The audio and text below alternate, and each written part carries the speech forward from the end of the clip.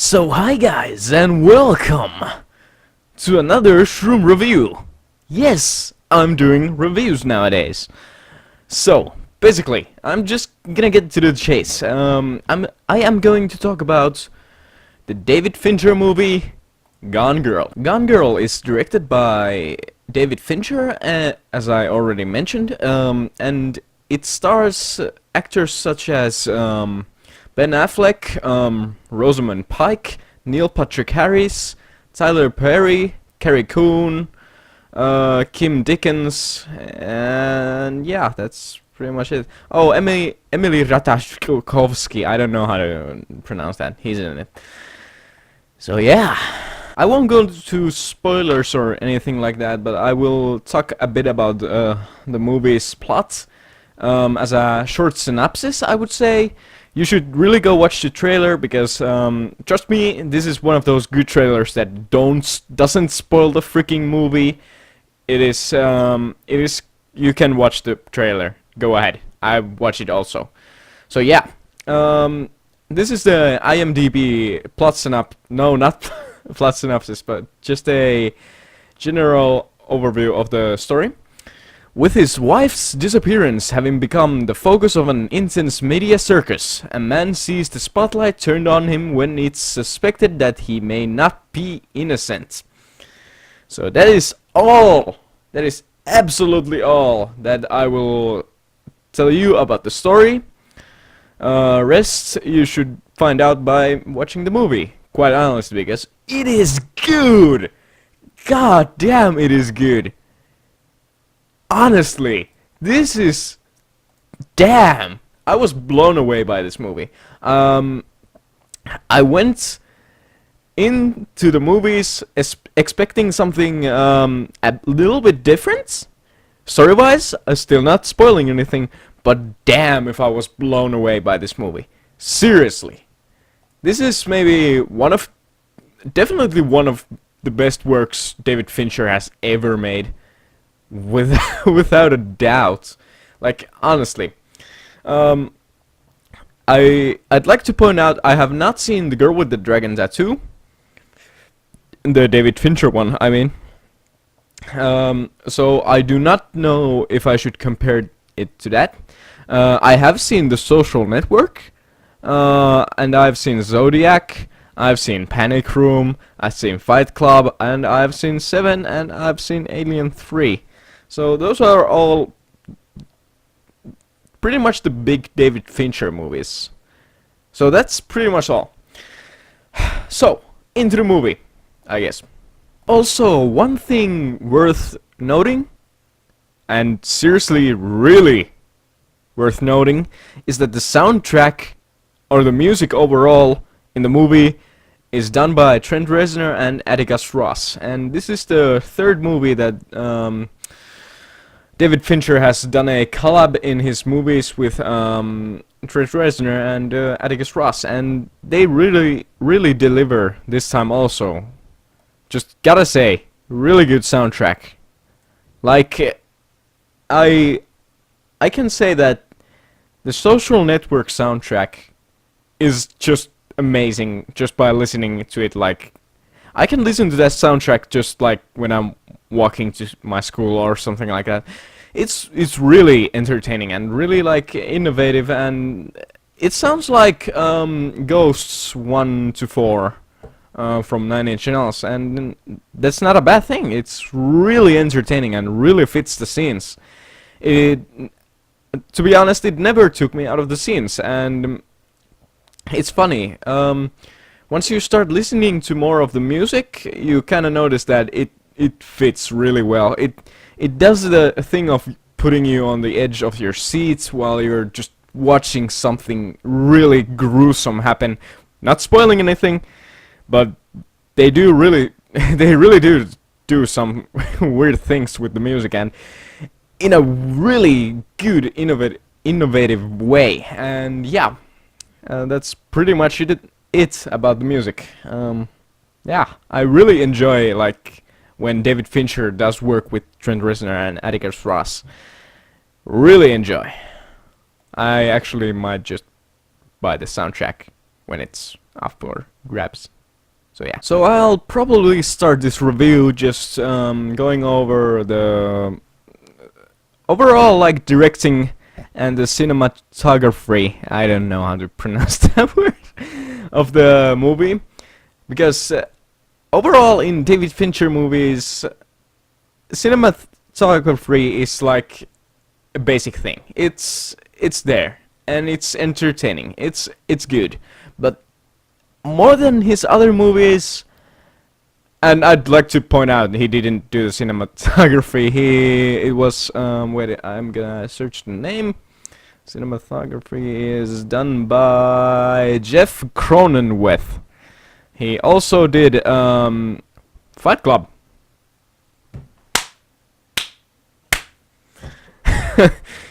He did Fight Club. Social Network. The Girl with the Dragon Tattoo.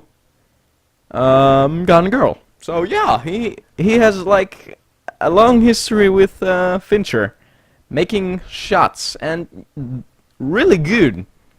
Honestly, really good. Like they do some really weird shots in this movie, which really worked for me. Like there's one with a weird pan out of the room. It's really difficult to explain, and I can't show it to you. So just weird things are happening with cinematography in this movie, but in a really good way. And I wish I could give some examples, but I really can't, because it's so difficult to describe this overall. And they do some weird things with mirrors. Just be on the lookout for that.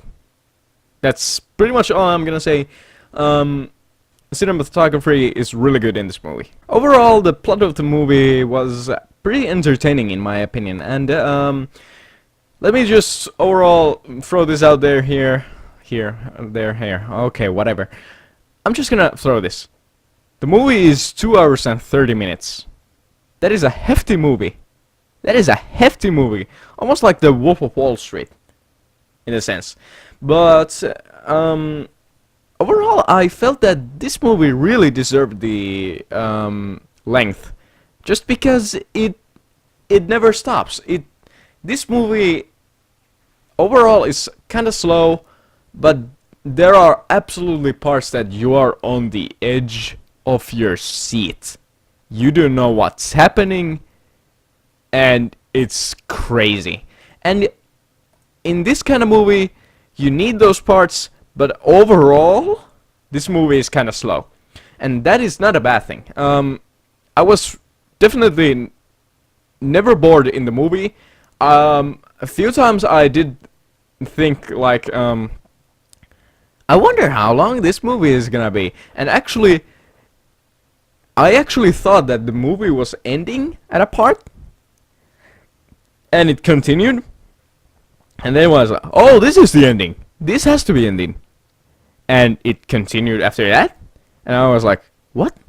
So this is the ending, and it continued after that, and then I was like, how are they gonna finish this movie? This is crazy. How are they gonna finish this movie?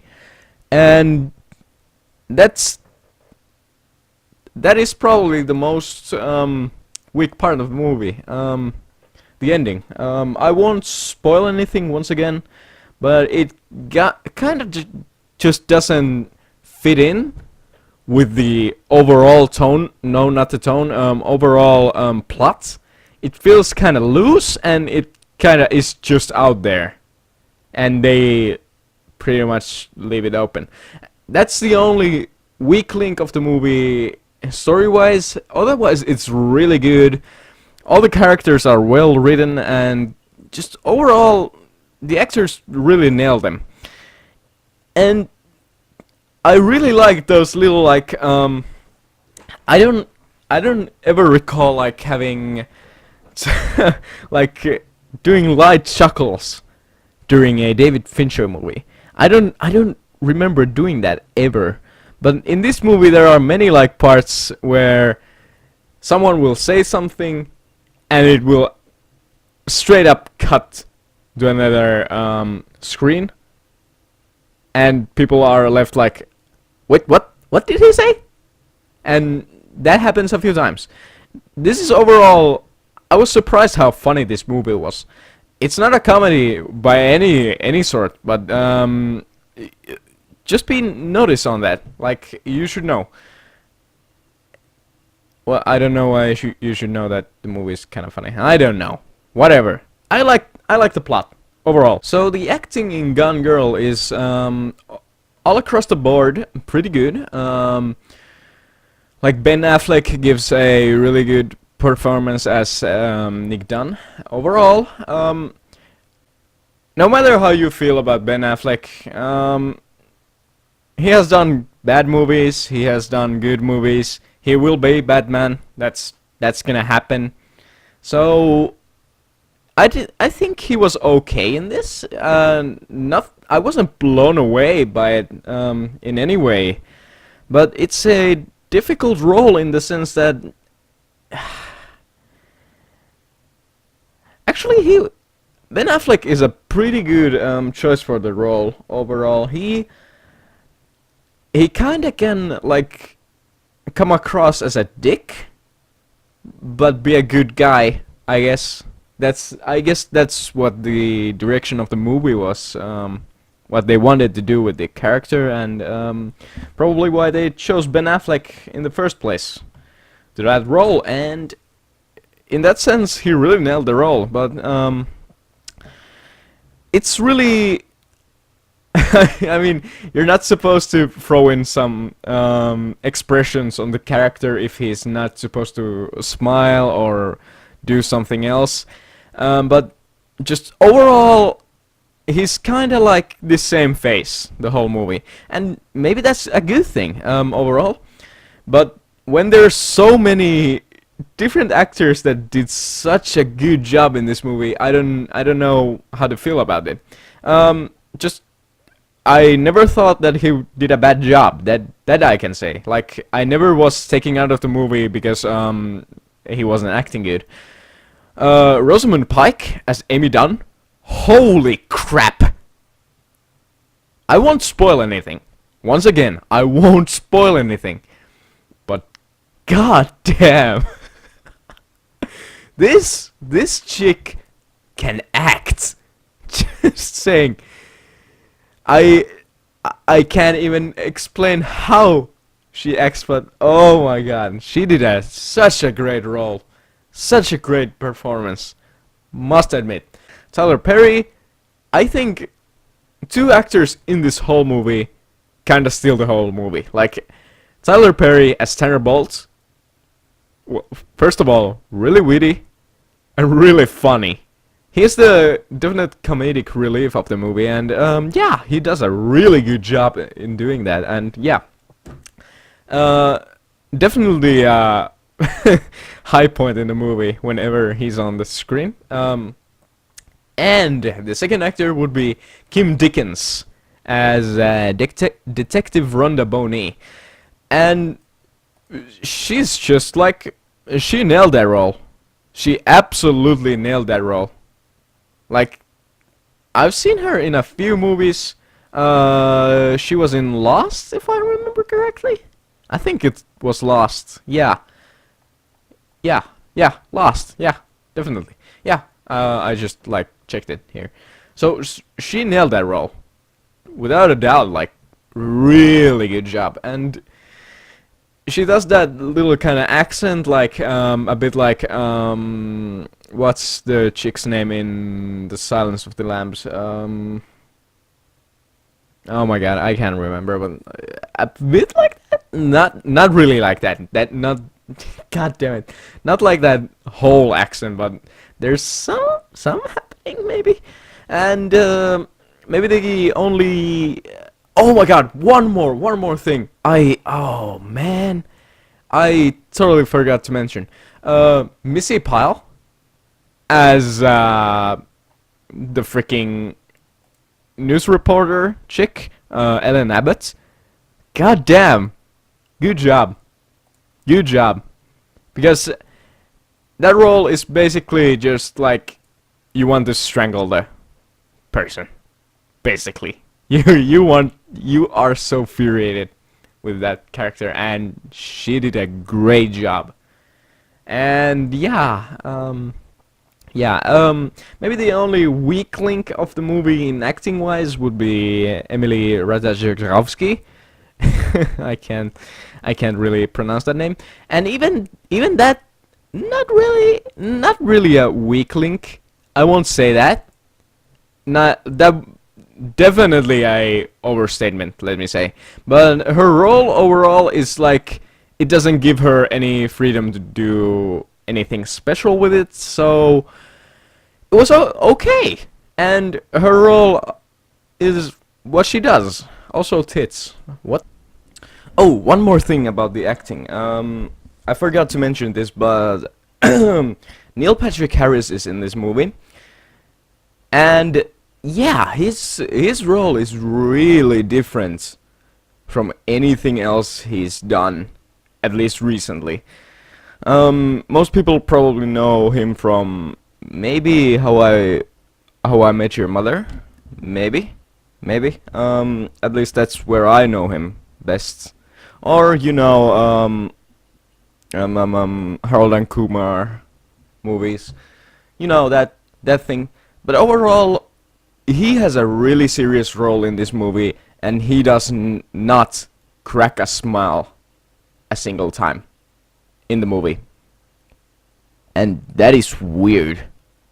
It's weird to see Neil Patrick Harris in that role, but I think he nailed it in the sense that it was totally believable, in my own opinion. And yeah, he can definitely do this a bit more, a bit more serious roles. I think he's a good actor in that sense. Holy shit, he's Prince Gumball in Adventure Time. Did not know that. Okay, so that pretty much concludes my review of Gone Girl by David Fincher and others. I don't really like scoring. I don't just like that whole thing. I think it's kind of like, it doesn't really give a good general idea of the movie, just slapping on like 4 out of 5 or something like that. So I won't probably be doing that, but there will be a spoiler section after this, so you can return to this video after you've seen the movie, or if you have seen the movie and you're just listening for the shits and giggles, just keep listening and I will talk about the spoilers, and maybe someone can explain a few things about the movie for me. So yeah, that's coming up. And spoilers! So, as I just said, this is now a spoiler section. Proceed as your own, I don't know, warning, maybe? I don't know, that's not a correct word for that, but I saw the movie yesterday, so... No, not yesterday, it's been 2 days now. So it's a bit blurry for me, the whole thing. I actually recorded this spoiler section earlier, but I kinda lost the file. So I'm just gonna go over the main basic things that I thought were weird in the movie. First of all, so yeah, spoilers. Turn this off if you have not seen the movie. Seriously, it's worth watching without me spoiling it. So, first thing. In the movie, we see the chick, the evil chick, would say. Oh, by the way, I was so blown away that this movie took that direction of... I thought it was gonna end way earlier, and then we find out that the chick isn't dead. Overall, she isn't dead and she faked her own death. And how that escalates is so amazing. I haven't seen anything like that before in a movie, and really well done. And just a overall great, like, a great way of saying that every story definitely has two sides, and which side you take is sometimes wrong, even though someone might give off like a completely friendly view, like they might seem completely friendly or something. So yeah, this is a great movie for that. So what I wanted to discuss is one. Um, when she is living with Neil Patrick Harris, the character of I think it's Desi or something like that. I didn't get that champagne bottle thing. Why does she stick that up her vajayjay? I love that word, vajayjay. Oprah, yeah. I don't get that. Is that to simulate rape? Because it definitely looked like she was going to shoot that bottle cap into her, you know, uterus or something like that. I think that was something you were supposed to get, why she did that. I didn't get it. Might be just because I'm not familiar how to stage a rape. But yeah, that was weird. Second thing was, why the fuck did he, like... No, how the hell did she get, like, the guy's semen? She's, like, in the end, she's pregnant, presumably with the Ben Affleck character's baby. How did she get the semen? That is so weird in my opinion. I don't understand how she could even plan that. I don't know. Yeah, I don't honestly know how that works, but they say in the movie that she was pregnant when she got snatched or something, but I don't understand how. I don't know. That whole thing is a bit blurry to me. Maybe I missed something. I definitely probably missed something, but yeah, it seems blurry to me. And the third thing would be when she kills Neil Patrick Harris' character. She does that blood spatter thing, but I don't understand. Oh wait, well, the only way for her to escape would be killing him. Okay, I get it. Yeah, that makes sense. Yeah, I defunked myself. Overall, I really liked the movie, and I don't know why I'm saying this in the spoiler section, but like, it has really good like set points and all that. Like, it's really hard to discuss this movie without spoiling anything, because literally like 67% of the movie is spoiler. After everything, after you find out the chick is alive, it's a spoiler, because you can't tell anyone that that chick is actually alive, even though that's more than half of the movie. So yeah, it makes it really difficult to discuss this movie. So that is why I'm calling upon you. If you have seen the movie, please, like, do something in the comments, because I would really like to discuss this movie, because I really digged it. So yeah, that's pretty much it for this whole review. Yeah. Thanks for watching, and hope you didn't get spoiled, because it is a really affecting movie and a really good work by David Fincher. So, see you in the next one. Bye, Shroomies!